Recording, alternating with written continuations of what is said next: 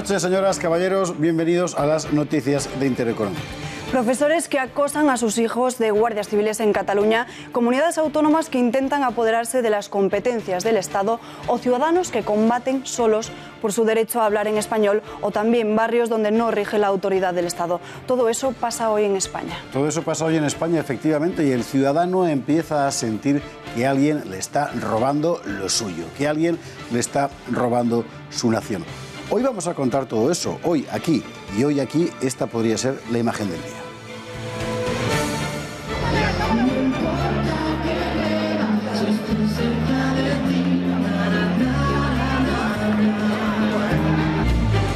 La nación es de todos los ciudadanos, España es de todos los españoles, pero cada vez más se extiende la impresión de que otros cogen lo que es nuestro. Ya no solo nuestro dinero, sino también nuestros derechos, nuestra lengua y nuestra memoria. ¿Quién nos quita todo eso? Pues todos en realidad.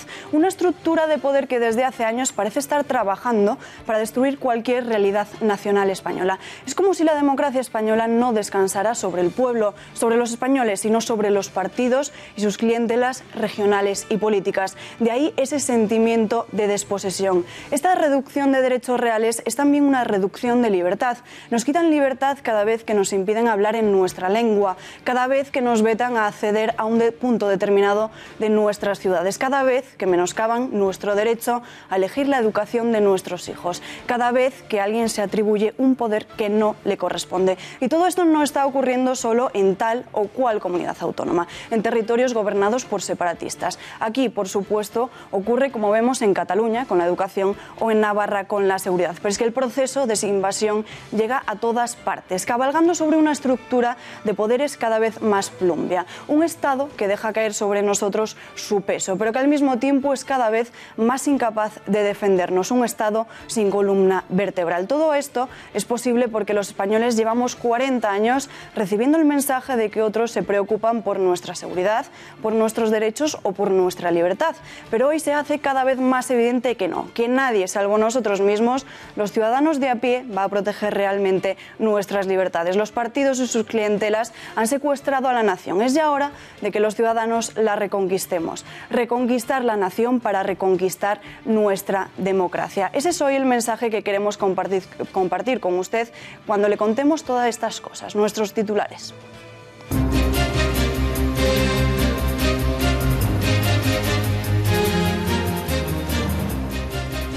Acoso escolar en Cataluña a hijos de guardias civiles. Vuelve a ser noticia. Acoso, por cierto, no por parte de otros alumnos, sino por parte de profesores. Vuelve a ser noticia porque la Fiscalía ha llamado a declarar a varios docentes por estos hechos. Se les podría imputar un delito de odio. La sociedad civil se moviliza para reconquistar la libertad lingüística en Cataluña. La plataforma Hablamos Español anuncia acciones y recogidas de firmas para promover una nueva ley al respecto que supere la actual discriminación de la lengua española. Entre la humorada y la disidencia, los catalanes que no están dispuestos a dejarse aplastar por el separatismo buscan vías de expresión. La última, el proyecto Tabarnia, que propone que Tarragona y Barcelona se emancipen de los territorios dominados por los secesionistas. En Navarra, la comunidad autónoma intenta apoderarse de competencias exclusivas del Estado, nada menos que en materia de seguridad pública. El Tribunal Constitucional frena las pretensiones del gobierno nacionalista vasco de la comunidad foral.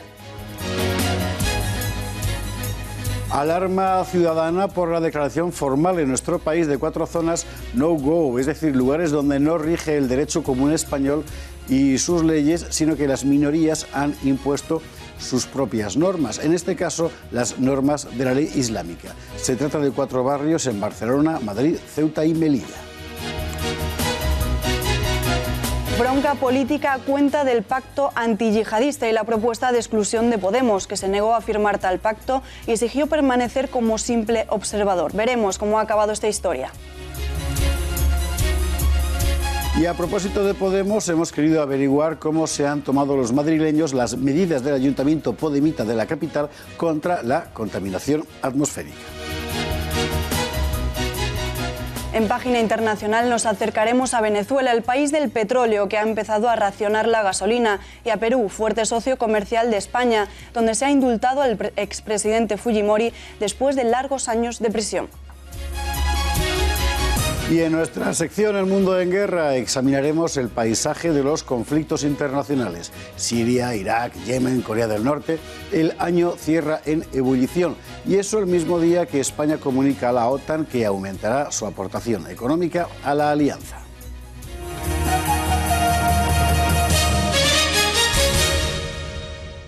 Abrimos nuestro informativo de hoy con la buena noticia económica del día, que es el dato de crecimiento ofrecido por el Banco de España, un 0,8% en el cuarto trimestre del año. Así de rutilante lo contaba la agencia EFE.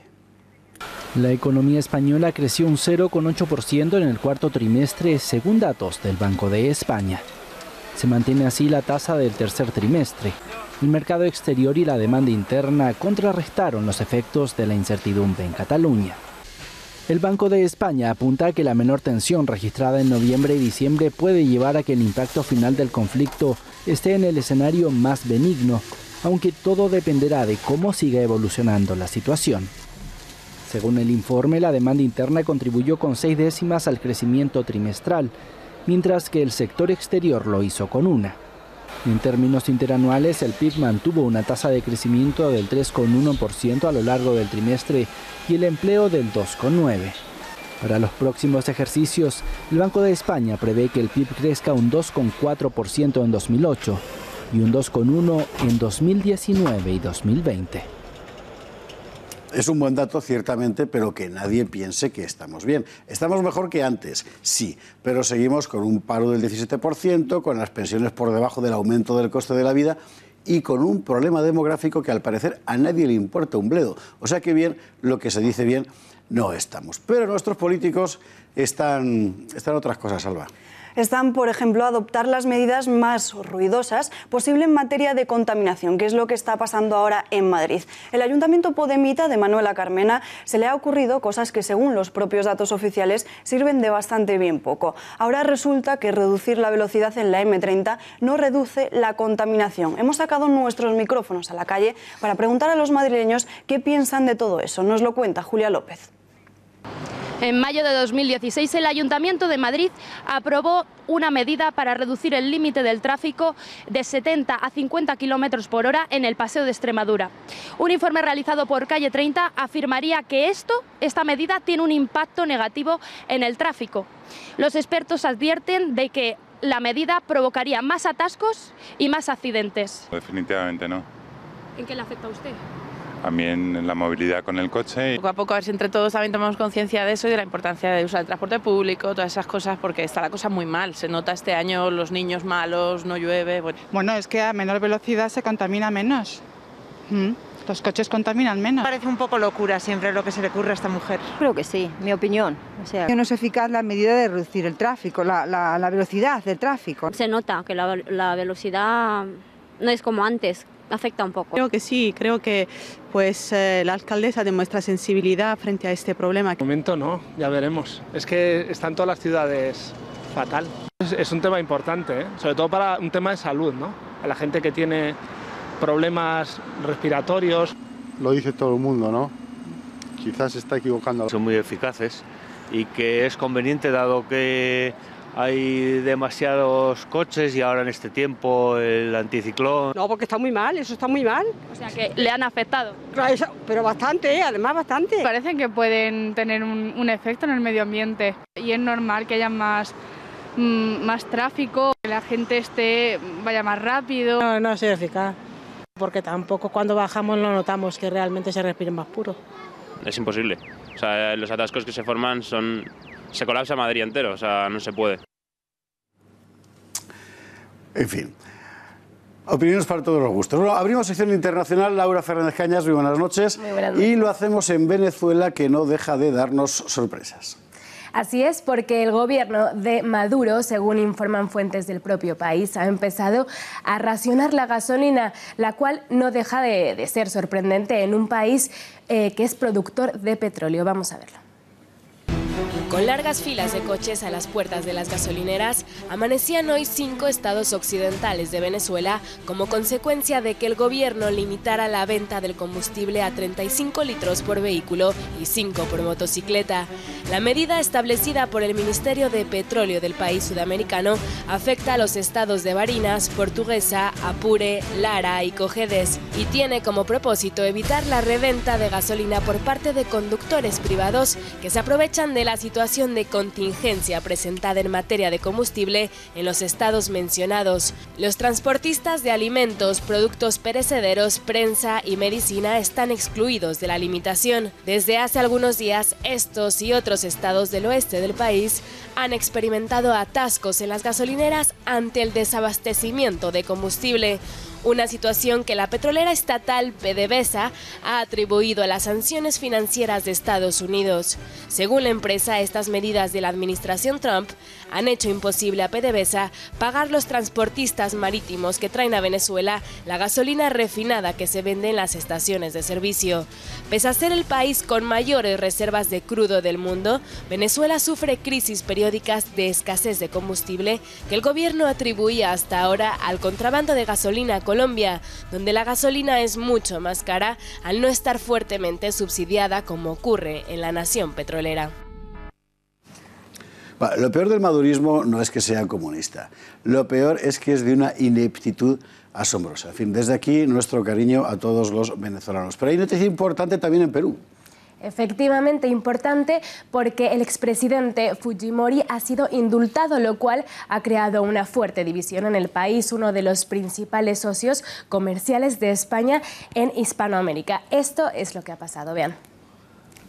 El presidente de Perú, Pedro Pablo Kuczynski, indultó al exmandatario Alberto Fujimori 3 días después de que una facción del fujimorismo evitara que fuera destituido por el Congreso, en una decisión que ha generado manifestaciones de protestas por un lado y celebraciones por otro. Fujimori, de 79 años, que recibió la noticia desde la clínica en la que está ingresado, presentó la solicitud de indulto y derecho de gracia el pasado 11 de diciembre y una junta médica lo evaluó y determinó que padece una enfermedad progresiva, degenerativa, incurable, según la información oficial. El exmandatario Fujimori fue internado el viernes en una clínica de Lima por problemas de presión arterial y tras el anuncio del indulto, sus simpatizantes se acercaron a los exteriores del centro médico con carteles para celebrar el indulto. Su hija, Keiko Fujimori, líder del partido Fuerza Popular, llegó junto con sus hermanos a visitar a su padre y expresó su satisfacción por el indulto. Sin embargo, la decisión de Kuczynski generó el rechazo desde diversos sectores, incluido el oficialismo. Por su parte, cientos de manifestantes, entre ellos familiares de las víctimas de las matanzas por las que fue condenado Fujimori, se concentraron en la céntrica Plaza San Martín. Recordemos que Fujimori fue condenado en 2009 a 25 años de cárcel por las dos matanzas perpetradas en 1991 y 1992 por el grupo militar encubierto Colina, que se saldó con 25 muertos y el secuestro agravado de un periodista y de un empresario. Bueno, así está el asunto. Laura, muchísimas gracias. Gracias. Una última nota de la crónica internacional nos lleva a Roma porque el Papa Francisco ha hablado sobre la crisis de las embajadas en Jerusalén. ¿Y qué ha dicho el Papa Francisco? Julio Llorente lo ha contado en La Gaceta. Julio, buenas noches. Buenas noches. En la reflexión previa a la bendición Urbi et Orbi, el Papa Francisco se ha pronunciado respecto a los grandes conflictos que ogaño asolan el mundo. De esta manera, ha hecho especial hincapié en el conflicto israelí-palestino, que, de acuerdo con algunos analistas, habría sido enturbiado por la decisión del presidente de Estados Unidos, Donald Trump, de reconocer Jerusalén como capital del Estado hebreo. Respecto al conflicto israelí-palestino, el Papa Francisco ha dicho lo que ya sabemos, que se opone a cualquier alteración del statu quo de Jerusalén y que aboga por la coexistencia pacífica de dos estados como solución a este intrincado conflicto. Además, su santidad ha reflexionado sobre la crisis de refugiados, que es un tema que, como sabemos, trata con asiduidad. De esta manera, se ha referido al drama de tantos emigrantes forzosos que arriesgan incluso sus vidas en agotadores viajes que muchas veces terminan en tragedia. Además, el sumo pontífice ha abogado por un diálogo entre las partes en Venezuela, un diálogo sereno que contribuya al bien de todo el pueblo venezolano.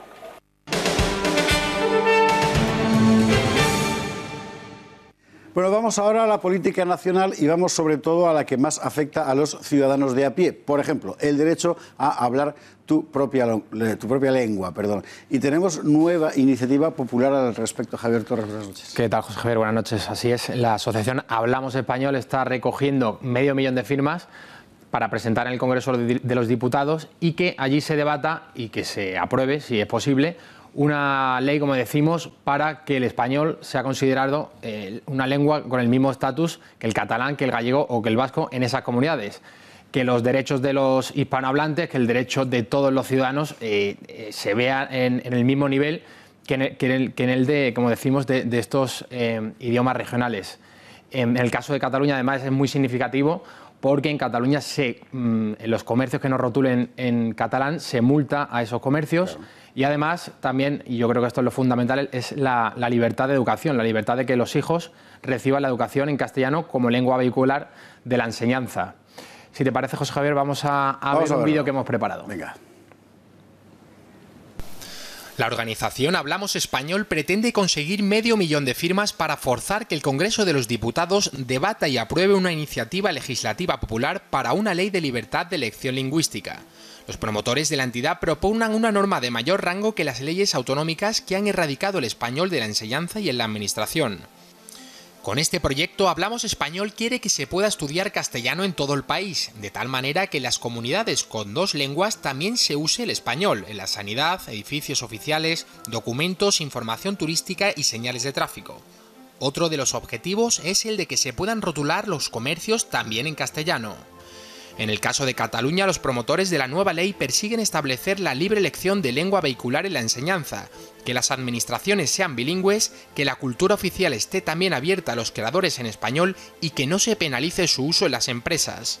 Tras haber obtenido 30.000 firmas en un solo día el pasado 8 de diciembre en Madrid, Hablamos Español también estará en Barcelona, Vitoria y Valencia para que ser hispanohablante no suponga un impedimento para circular o establecerse en cualquier lugar de España. Parece mentira que estemos así, pero bueno, estamos. Lo más importante es que antes estábamos y parecía que a nadie le importaba y ahora parece que sí. Aquí hay unos cuantos héroes y heroínas a los que hay que poner un monumento y algún día se lo pondremos porque llevan años peleando por este asunto, además con la incomprensión e incluso la hostilidad de todo el mundo. Por ejemplo, Gloria Lago de Galicia Bilingüe, que me parece que está al otro lado del teléfono. Gloria, feliz Navidad, buenas noches. Feliz Navidad, buenas noches. Bueno, qué buena idea, ¿no?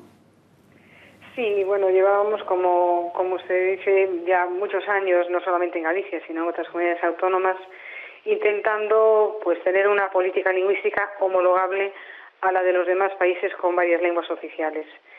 Y finalmente, pues después de conseguir solamente pequeños avances, migajas, por así decirlo, pues se nos ocurrió unirnos y crear una asociación, que es la Asociación Hablamos Español, y con esta asociación pues intentar cambiar esto a nivel nacional. Y lo primero que hemos hecho es redactar un texto de una ley basándonos en la legislación, como comentaba antes, de otros países.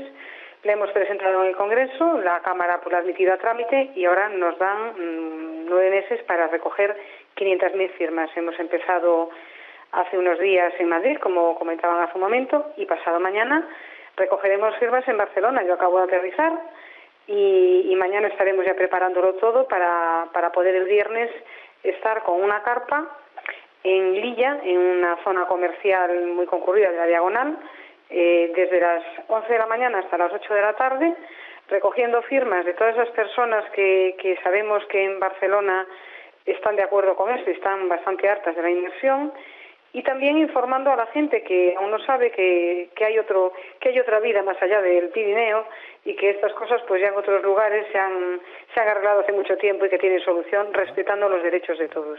Gloria, te pregunta... Los proyectos y todo eso. Sí, pregunta Javier Torres. Señora Lago, buenas noches.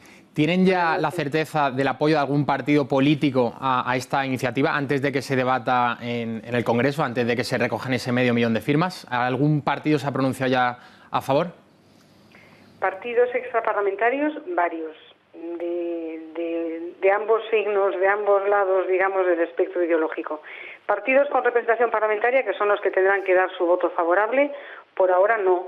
Están todavía instalados algunos en la inversión, otros en la semi-inversión, Y bueno, y el Partido Popular y Ciudadanos están instalados en ese trilingüismo que la verdad a nosotros nos parece una tomadura de pelo, pero de lo que se trata es, durante todo este tiempo que vamos a estar trabajando, tendremos que hacer una labor también de información, una labor didáctica con los partidos, y sobre todo lo que tenemos que intentar es tener muchísimo apoyo para que vean que apoyar esto resulta rentable para ellos, porque bueno, por desgracia los partidos se mueven por interés, no por lo que debería ser el bienestar de la gente. Entonces, bueno, tenemos que intentar convencerles de que esto es rentable para ellos.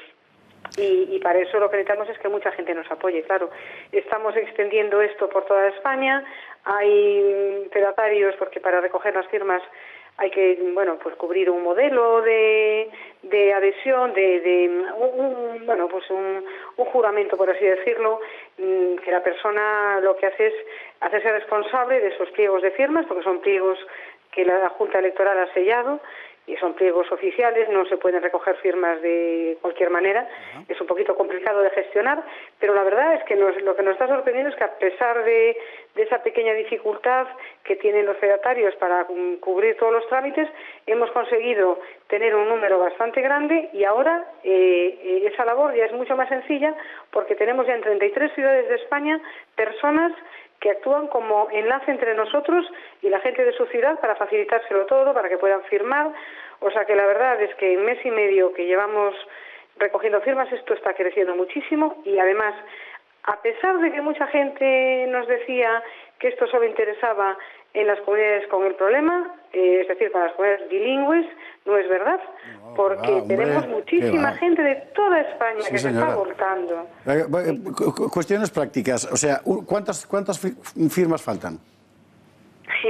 Pues acabamos de empezar, son 500.000, haga usted la cuenta, en Madrid hemos recogido 30.000, ahora eso sí, tenemos por toda España circulando pliegos de firmas que nos piden, gente que se lleva un pliego y dice, bueno, yo voy a ver si consigo 70 firmas y te llama 4 días más tarde que ya lo acabó y quiere otro, o sea, claro, que están por ahí circulando. Que esta es la otra cuestión a la que yo quería ir precisamente. Es decir, yo quiero firmar, ¿dónde lo hago? ¿Cómo lo hago? Bueno, pues escríbanos, usted entre en nuestra web, www.hispanohablantes.es. Vale. O escribe Hablamos Español y va a aparecer nuestra web. Y ahí se lo vamos a ver muy fácil. Verá un apartado, puedes ayudar, entra ahí y ahí le damos todos los datos, números de teléfono y nombre de la persona más cerca de donde usted vive. Puede a través de la web pedirnos que le enviemos un pliego y se lo mandamos a su casa, se lo recogemos cubierto. O sea que ahora estamos ya muy organizados. Solo hay que entrar en la web y seguir las instrucciones que damos allí. Repetimos, hispanohablantes.es. Sí, www.hispanohablantes.es.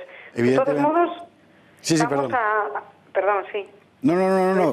Vamos a recoger firmas en varias ciudades. Hemos empezado en Madrid, porque es el corazón de España. Ahora estamos en Barcelona, que es la segunda ciudad de nuestro país. Y iremos a Santander, a Vitoria, a Sevilla, a Valencia, a Zaragoza. Por supuesto estaremos también en Galicia. Claro. Y después lo que están surgiendo son personas en diferentes ciudades que se ofrecen a poner su mesa y a recoger. Y eso ya va a estar funcionando a partir de la semana que viene. Fantástico. A ver si podemos poner un mapa en la web para que la gente vea, bueno, pues hoy en Crevillente, mañana en Pamplona. Y así vamos a intentar mover esto. Gloria Lago, enhorabuena por la iniciativa, mucha suerte. Aquí la vamos a seguir apoyando. Faltaría más porque además es de justicia, que es de lo que se trata. Muchísimas gracias, buenas noches. A ustedes, un abrazo y feliz Navidad. Lo hermoso de todo esto es que sean los ciudadanos los que defienden sus derechos y los que defienden la nación. Y lo tremendo es que sean ellos quienes tienen que hacerlo porque el poder, el Estado, no cumple su función. En fin, otra de esas iniciativas ciudadanas, aunque en un registro sensiblemente distinto, es Tabarnia, Albavila. Así es, y como todo separatismo engendra separación, en Cataluña ha surgido una nueva iniciativa para crear un territorio nuevo, Tabarnia. ¿Pero qué es realmente Tabarnia? Tabarnia es el deseo de una nueva comunidad autónoma dentro de España, separada de la actual Cataluña y formada por Tarragona y Barcelona para dejar a un lado la amenaza separatista. La plataforma Barcelona is not Catalonia ha sido la que ha impulsado este proyecto contrario al secesionismo. Se basan en que, según los últimos resultados de las elecciones del 21D, el independentismo es apoyado en su mayoría en las provincias de Gerona y Lérida.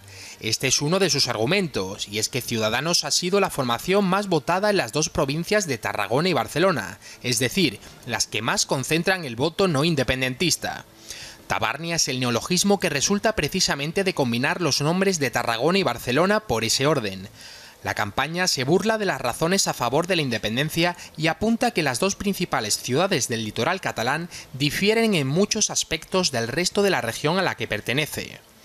Aseguran que su pretendida comunidad genera un 90% de riqueza para Cataluña, pero que no obtienen más del 60%. Unos argumentos que, por cierto, en poco se diferencian a los de aquellos que apoyan la ruptura de Cataluña con España, quienes ya han calificado esto como una simple tontería. Incluso tienen también su propia bandera, que es una mezcla de la bandera de la región y de Tarragona. Tabarnia ha surgido en las redes sociales, tal es así que hasta cuentan con una candidatura a través de un perfil de Twitter cuyo nombre nos resulta familiar, Junts per Tabarnia. Hace 10 años atrás a cualquiera nos hubiera parecido una simple broma que circula a través de Internet, pero hoy en día es una tragedia real. Tremendo, ¿verdad?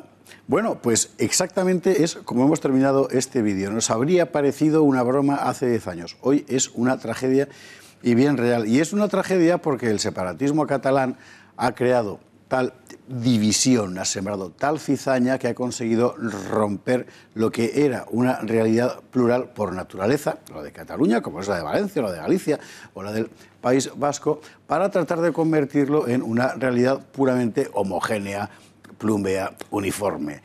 La Cataluña nacionalista, como sería también el País Vasco nacionalista, por ejemplo, que al final lo que están haciendo es sepultar la realidad española histórica, que es una realidad esencialmente plural. Aquí hay una cosa que hay que explicar, en fin. Vamos a ponernos un poquito estupendos, si usted me lo permite, porque antes de que venga Juanma Pérez Noya con el deporte, que por cierto también ha llegado a Tabarnia, ahora lo veremos. Es lo siguiente, vamos a ver. España es un país que como nación histórica se conforma mucho antes de los grandes procesos de homogeneización de la modernidad. De tal forma que nosotros somos unidad política mucho antes que unidad de tipo cultural, lingüístico, etc. Y esa pluralidad la hemos llevado en la mochila y además como una cosa, en fin, que es una riqueza nacional durante siglos. Claro, los separatismos tienen una idea de su nación completamente ficticia que consiste en coger una parte de esa pluralidad esencial de lo español y decir, no, esto no es plural, esto es singular mío, o sea, esto soy yo y tú no eres como yo, aunque hayas compartido mi suelo, mis nombres, mi aspecto físico, mi historia, mi religión, mi cultura y mi todo.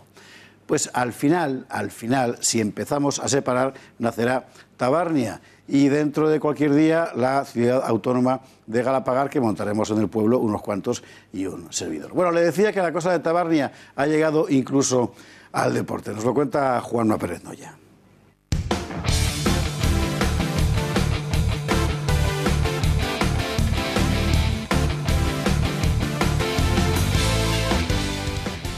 Juanma Pérez Noya, tabarnízame. ¿En qué ha consistido la cosa?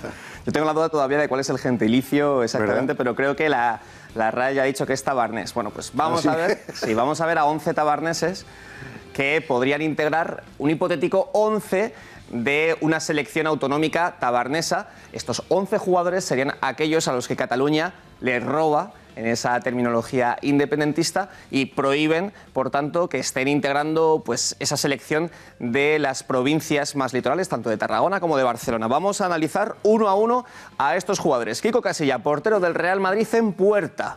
Bueno, estaba descolocado porque no sería así. Tenemos a los delanteros en la defensa y los defensas al revés, pero lo podemos explicar rápidamente. Venga, en defensa estaría Sergi Roberto, Aleix Vidal, David López, Jordi Alba y Piqué. Ahora sí, Tello y Mariano se nos han colado atrás, pero bueno, no pasa nada. Por delante de ellos, Sergio Busquets, junto con Cesc Fàbregas. Gerard Moreno, el jugador del Español, como enganche. Y arriba, ya decimos, Tello y Mariano Díaz. Mariano Díaz, que por ejemplo nació en Premià del Mar, se crió en el Maresme y a pesar de no haber sido convocado con Lopetegui, renuncia una tras otra vez a que la llamada de la República Dominicana, el país del que es originario su madre, porque él quiere jugar con España y seguro jugaría con Tabarnia en el caso de que esta región se independizase y pasase a ser una comunidad autónoma más de España. Bueno, de momento todo esto es hipotético, pero de lo que sí podemos hablar son de realidades. La primera, la llegada de Paco Gémez a la Unión Deportiva Las Palmas. Ayer le veíamos aterrizar, bueno, pues hoy ya le vemos directamente como nuevo entrenador del equipo amarillo. Decíamos que llegaba como militar al aeropuerto de Gran Canaria con el látigo, porque muchos de sus jugadores, se dice, tienen disciplina, salen por las noches. Bueno, pues hoy ha matizado sus palabras, ha dicho que siempre se dice que salen los jugadores cuando los resultados no acompañan, pero eso sí, llega con muchísima mano dura. No he visto todavía ningún equipo que vaya mal en el que la gente no diga que los futbolistas salen.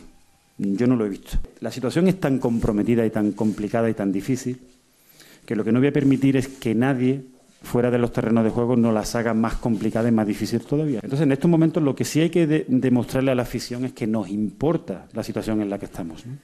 Si yo mañana me pillan a las 6 de la mañana a mí de copas por ahí, hombre, pues podré demostrar cualquier cosa, pero que me importa esto, pues más bien no. Bueno, un entrenador que ya es oficial y uno que todavía no lo es y no está del todo claro por qué. Este es el comunicado del Sevilla Fútbol Club explicando que delegarán en la dirección deportiva la decisión de quién es el nuevo entrenador. El Consejo se lava las manos, dice que esto le corresponde a la dirección deportiva y que ellos decidirán entre esa terna, en este caso entre los 4 técnicos de los que ya hablábamos ayer. Por ejemplo, Montella, que ahora mismo es el mejor colocado. Lo comentan tanto en Italia como en la prensa especializada en el equipo andaluz. Eso sí, todavía tiene que resolver su salida del Milan porque quedan algunos flecos pendientes, cobraría unas cantidades superiores en el caso de que se quedase sin equipo. Si ahora firma por el Sevilla, no las percibiría, por tanto está intentando romper ese contrato. Por eso Pepe Castro todavía ha dicho que no hay ningún entrenador oficial y así explicaba este retardo en la oficialización del nuevo técnico. Trabajado y estudiado las distintas opciones y la decisión es que el Consejo ha adoptado la decisión de delegar en el Comité Ejecutivo para tomar la decisión que la vamos a tomar en breve. Y muy rápidamente, a falta de que se hagan oficiales otros jugadores en la Liga Española, tenemos uno de la Premier que va a dar que hablar, porque se convierte en el defensa más caro de la historia. 85 millones de euros ha pagado el Liverpool por un central de 26 años, el neerlandés Virgil van Dijk, que llega desde el Southampton, y Esparza jugará a partir de enero en Anfield Road. ¿Creía que iba a jugar en Tabarnia? Juan Pereno, ya muchísimas gracias. A vosotros.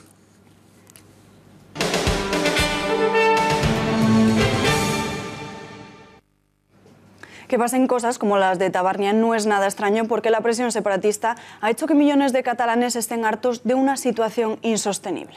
Absolutamente insostenible, una situación como la que han vivido, aquí informamos en su momento abundantemente de ello, los hijos de guardias civiles en un centro de enseñanza de Sant Andreu de la Barca, acosados por sus profesores separatistas. La Fiscalía ha intervenido y no es para menos. Vamos a verlo. 13 profesores del Instituto de Sant Andreu de la Barca han sido llamados a declarar por la Fiscalía por haber insultado, molestado, burlado y reprochado a hijos de guardias civiles las cargas del 1 de octubre.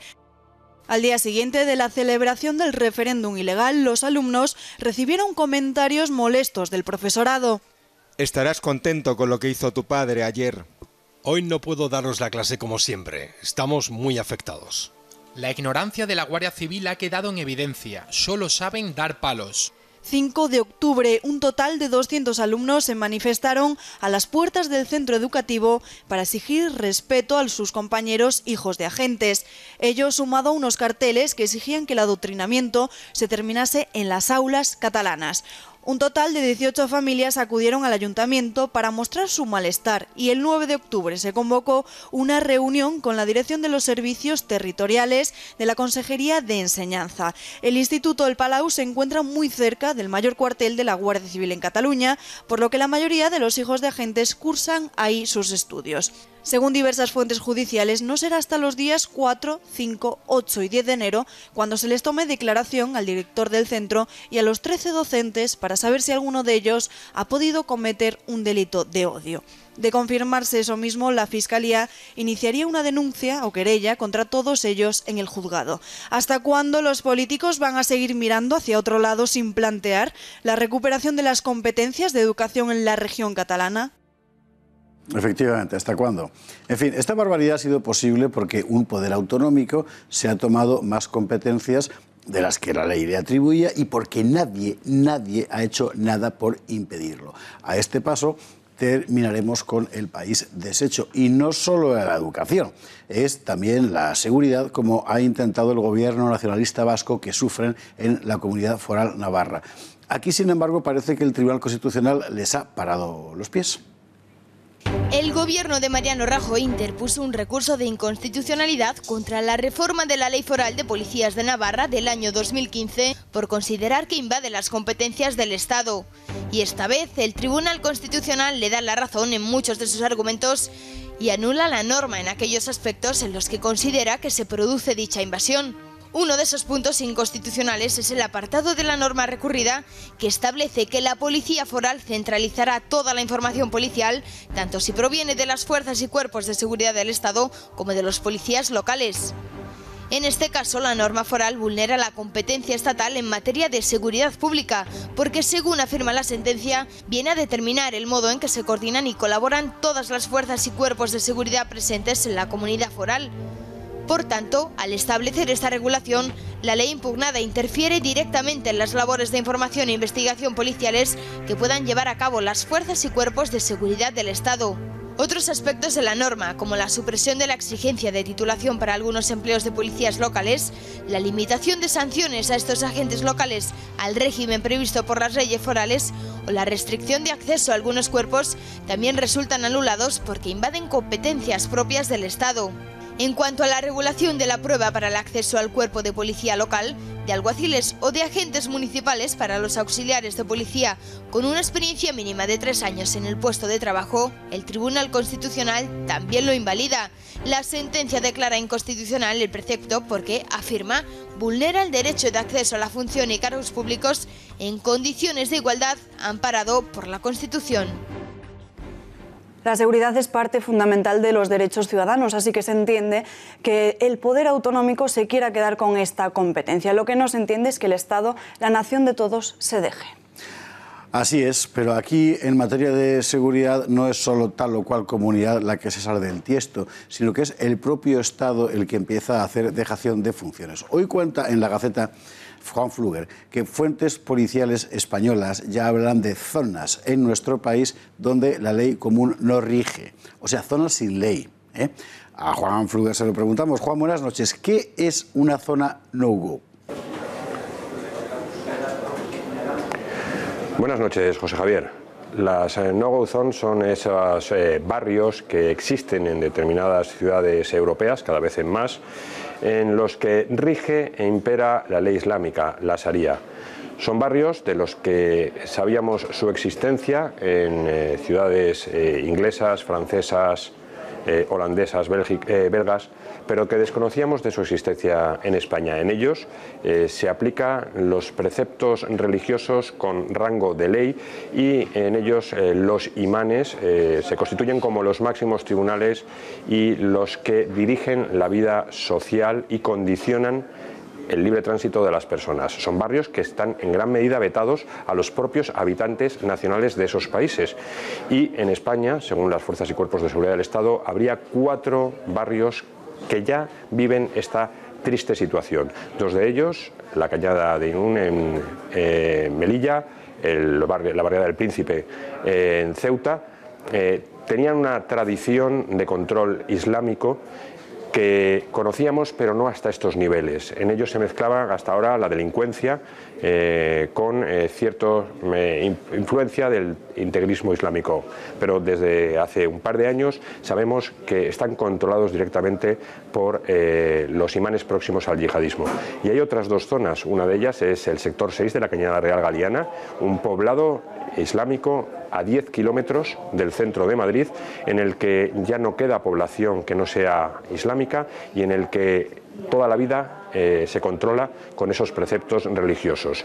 Y además, en Sant Adrià del Besòs, un municipio que linda con Barcelona, el poblado de la Mina está empezando a ser controlado por este tipo de prácticas que mezclan lo teológico con lo legal, y en los que la población hasta ahora de etnia gitana está siendo desplazada por los musulmanes, por lo menos en 3 de los 6 edificios principales de un barrio de 2.800 viviendas.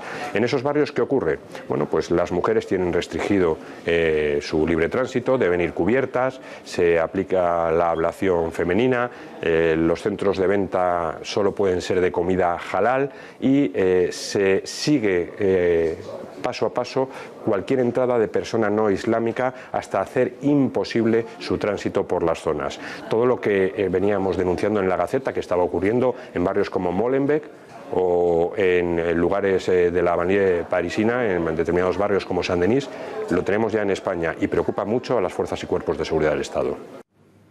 El asunto es especialmente alarmante porque ya tenemos la experiencia de lo que ha pasado en Europa. Zonas no-go que se convierten en santuarios del yihadismo. Y hablando de yihadismo, vamos a ver lo que ha pasado aquí con el pacto antiyihadista, porque ha habido un follón formidable y Fátima García Manzano lo ha contado para la Gaceta. Fátima, buenas noches.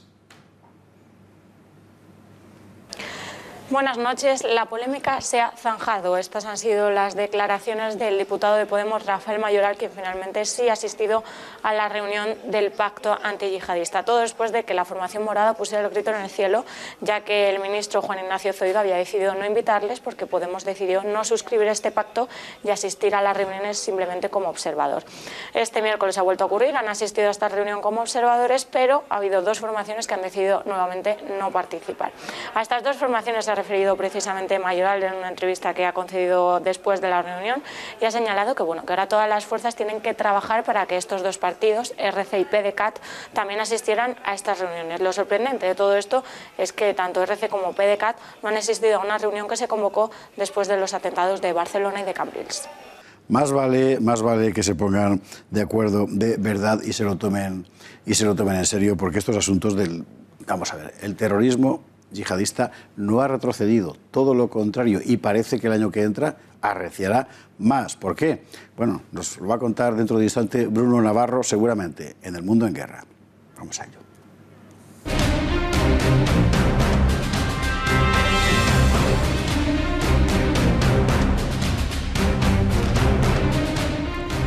Abrimos El Mundo en Guerra, de hecho, el último Mundo en Guerra del año. Bruno Navarro, muy buenas noches. Buenas noches. Y cerramos el año con noticias importantes.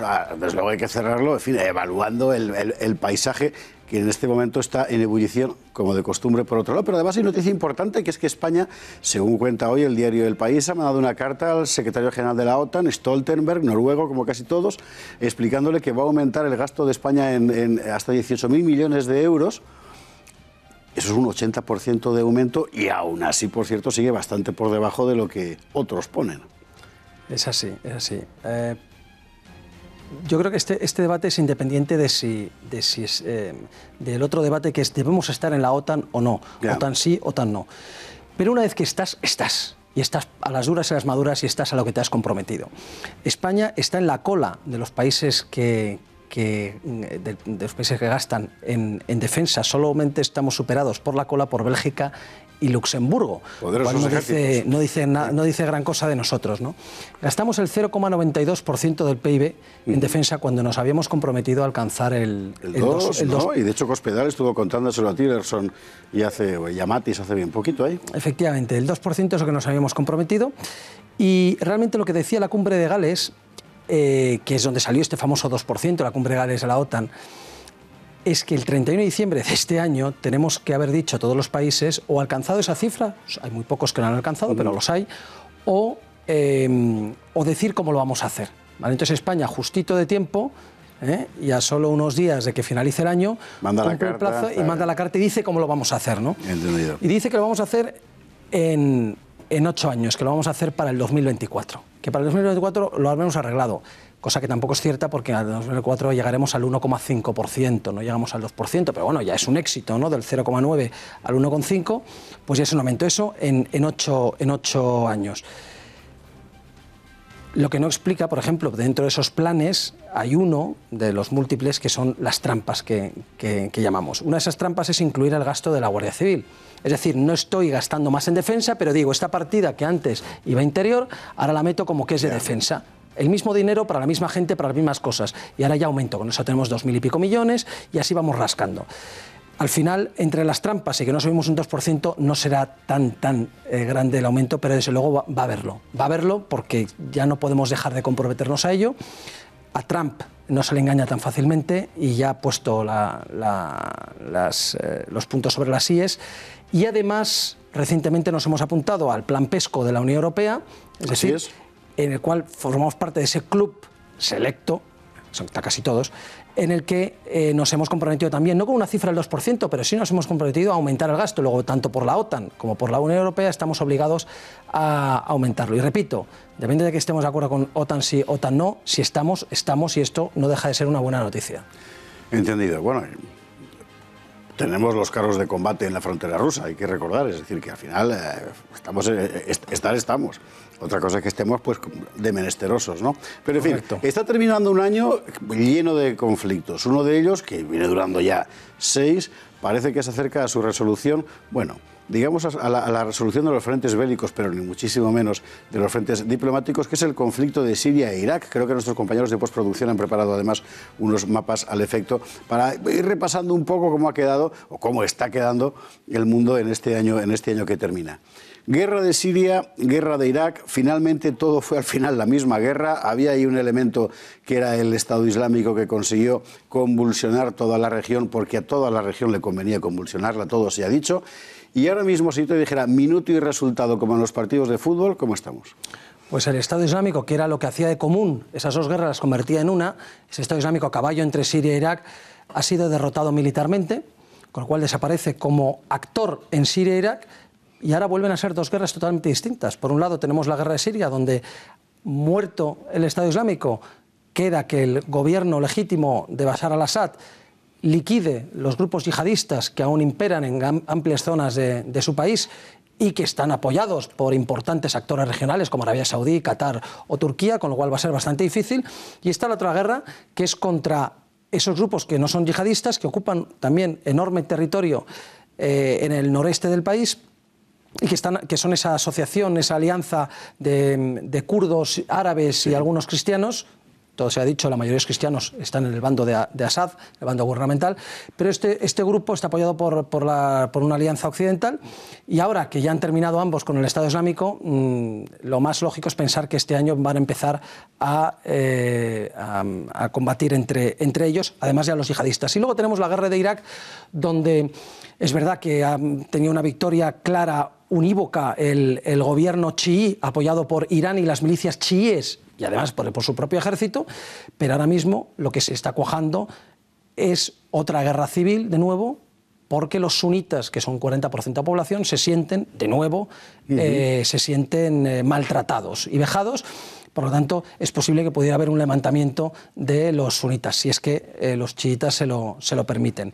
Todo esto aderezado por los conflictos con los kurdos, que siguen aumentando de tensión tanto en Turquía como en el propio Irak, donde, terminado el Estado Islámico, se han vuelto... Y han hecho un referéndum, y si ellos, que ahora son región federada, por así decir, aspiran a ser algo más. Y los iraquíes les han recuperado por la fuerza todo el territorio no puramente kurdo que habían capturado durante estos años al Estado Islámico. La situación es bastante peligrosa. Pero ¿qué pasa con el Estado Islámico? El Estado Islámico desaparece como ente, como nación, por así decirlo, como califato, como ente político, pero sigue teniendo sus ramificaciones muy peligrosas, como hemos visto en el Sinaí recientemente, con ese atentado brutal. En una iglesia, efectivamente. En una iglesia, que estamos hablando de superadas las 300, 400 víctimas, pero está muy activo, y cada vez más en Filipinas, Indonesia, Afganistán, en Yemen, aparte del Sinaí, y en Libia. Con lo cual, sin contar con Boko Haram en Nigeria, que también está afiliado al Estado Islámico. Luego, el Estado Islámico no hemos acabado con él y buscará seguramente tener territorio propio para montar otro califato en algún lado. Y luego está el resurgir de Al-Qaeda, porque cuando acabas con el Estado Islámico, Al-Qaeda siempre ha estado allí, ha seguido atentando. Bataclan fue obra, por ejemplo, Charlie Hebdo fue obra de Al-Qaeda. Al-Qaeda sigue muy viva, muy activa, y aspira ahora a volver a recuperar el liderazgo que había perdido tras la muerte de Bin Laden y el surgimiento del Estado Islámico. Con lo cual, todo esto, claro, y lo que no más nos importa a nosotros, dicho sea de paso, 300 víctimas en Sinaí son muy graves, pero ¿qué le importa al ciudadano europeo, occidental, de Madrid, en Barcelona, de París, Londres o Estados Unidos? ¿Qué le importan los atentados yihadistas en suelo occidental? Y esos atentados se van a seguir produciendo a lo largo de 2018. No es previsible que cejen. El Estado Islámico todos los últimos los ha cometido estando ya agonizante, y luego tenemos Al-Qaeda, con lo cual se seguirán produciendo y probablemente sean del mismo estilo, es decir, principalmente utilizando vehículos para atropellar, ataques con cuchillo y, si pueden, algún ataque más complejo como el que se intentó en Barcelona con explosivos y algo más complejo. Otro escenario de conflicto que termina, que en este año que termina sigue vivo y seguirá vivo, todo apunta el año que viene, que es el de Yemen. En principio es una guerra civil, pero es mucho más que una guerra civil, porque están por una parte Arabia y por otra parte Irán sacudiéndose por persona interpuesto, por yemení interpuesto, mejor dicho. Correcto. Probablemente los hutis, que son los chiitas del Yemen, habrían tomado control del país si no hubiera intervenido Arabia Saudí. Es decir, el apoyo de Arabia Saudí, la influencia de Arabia Saudí es muchísimo mayor. Vemos además que hace frontera, con lo cual está claro que puede hacer mucho más que Irán, que está mucho más lejos, ¿no? Y rodeado de enemigos. Los hutis, los chiíes, habrían tomado todo el país si no hubiera sido por la intervención de Arabia Saudí, que fue una coalición de países árabes suníes que se ha dedicado a dos cosas: a intervenir de vía terrestre por medio de mercenarios que han quedado estancados sobre el terreno y que no es que estén haciendo mucho, y sobre todo una serie de bombardeos masivos por parte ya sí que de fuerzas árabes, principalmente pilotos saudíes, que está creando un número muy elevado de bajas civiles y una crisis humanitaria que va en aumento y que en este año 2018 puede llegar a una situación dantesca, mientras es ocultado, porque lo que quizás no se dice es que este bando saudí que apoya una de las facciones yemeníes está apoyado también por Occidente, logísticamente por Gran Bretaña, Estados Unidos, y políticamente por nuestro Occidente, con lo cual, como a todos nos interesa, nos callamos. Y en el mapa se veía muy bien que la clave está precisamente en el cierre del Golfo de Adén, claro, cuestión petrolera absolutamente. Efectivamente, esos son nuestros intereses y por eso les apoyamos.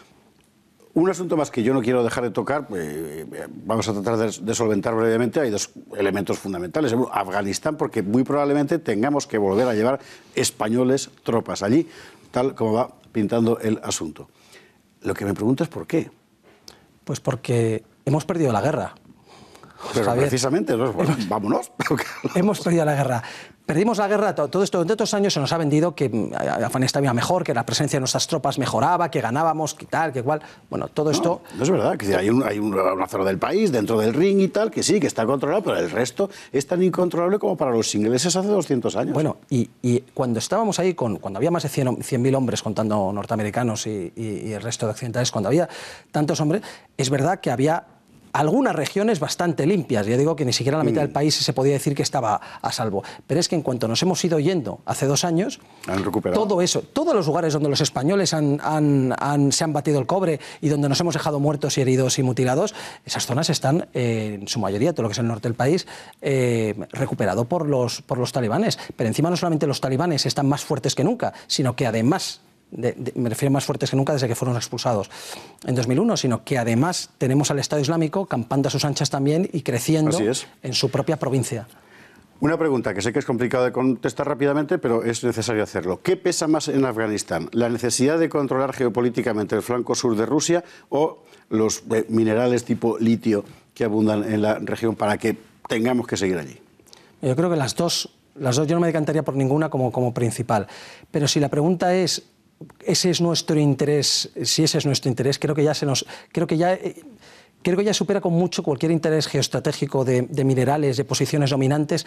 Creo que ya el problema que tenemos allí es que es un caldo de cultivo muy importante para los grupos terroristas, como se ha visto en el pasado. Entendido. Y que hay que intentar dominarlo, cerrarlo, y eso básicamente es imposible ya. Solo puedes hacerlo llevando el conflicto allí sobre el terreno, efectivamente, para que no salga fuera. Bueno, y la última, Corea del Norte. Es evidente, bueno, para mí, a lo mejor usted piensa que estoy loco, pero para mí lo es, que nadie va a tirar la bomba nuclear, pero que todo el mundo va a enseñarla al mismo tiempo. Eso es en lo que estamos. Hoy se han puesto de acuerdo, al parecer, Tillerson y Lavrov, en decirle a China que actúe cerca de Corea del Norte. ¿Eso qué quiere decir?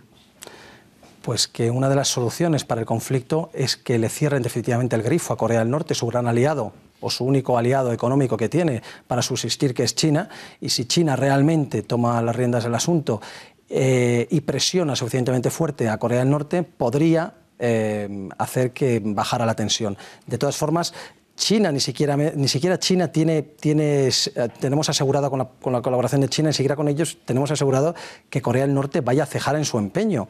Y entre las amenazas de uno y la fortaleza del otro bando, de Corea del Sur, Japón y Estados Unidos, en decir no vamos a tolerar ningún ataque, solo hace falta no que Corea del Norte lance un misil, sino que Corea del Norte derribe un avión norteamericano o lance un misil demasiado cerca de Guam para que Estados Unidos actúe en consecuencia convencionalmente y Corea del Norte responda nuclearmente. Si hay un conflicto militar, prácticamente seguro que incluirá al final armas atómicas.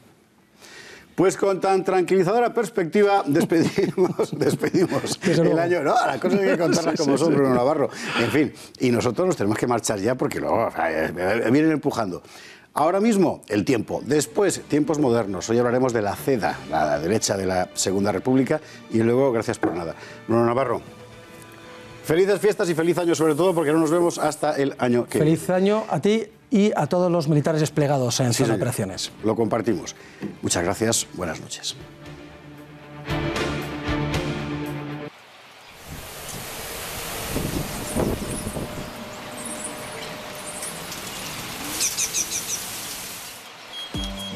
Tras el temporal que nos ha dejado la borrasca Bruno, seguimos teniendo algo de tiempo adverso. El viento seguirá soplando con intensidad en el este peninsular.